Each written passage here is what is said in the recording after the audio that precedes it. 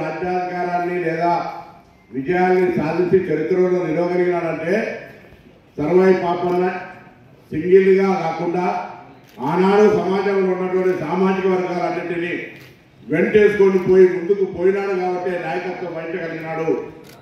ఈ రోజు కూడా మనమంతా కూడా వేదిక మీద ఉన్నా ముందున్నా ఎక్కడున్నా గ్రామీణ ప్రాంతాల్లో ఉన్నటువంటి సామాజిక పరిస్థితుల దృష్ట్యా మిగతా వాళ్ళందరినీ కలుపుకొని ఆ యొక్క దిశలో అడుగుపెట్టేటువంటి ఒక ప్రయత్నం చేసినాడు. తప్పకుండా సర్వాయి పాపన్న యొక్క ఆశయాలను మనం ఆచరణ తెచ్చిన వాళ్ళం అయితామని వాటి సందర్భంగా మనం చేస్తా ఉన్నాం.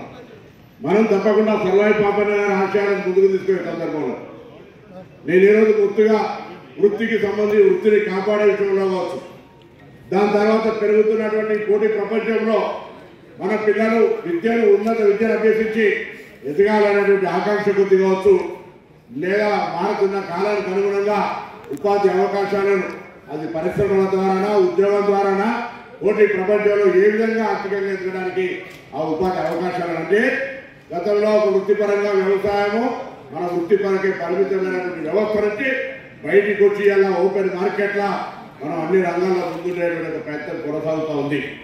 అయినప్పటికీ ఆ ఎల్లవ తల్లి ఆశీర్వచనతో వృత్తికి సంబంధించి సరే ఎవరన్నీ మాట్లాడుకున్నా నా ఆత్మసాక్షి నాకు ఆ ఎల్లవ తల్లి ఎవరు అవద్దని చెప్పినా ఎవరిదే చెప్పినా నేను తప్పకుండా ఏదైనా పొరపాటు ఉంటే సరిదిద్దుకుంటాను. కులపరంగా నాకు చెప్పే హక్కు ఉంది మీకు, నేను మీకు పరిష్కరించాల్సిన బాధ్యత ఆ ఎల్లవ తల్లి ఆశీర్వచన వినాలని తెలుసు. ప్రభుత్వంలో ఉంటే ఎట్లుంటుందో తెలుసు.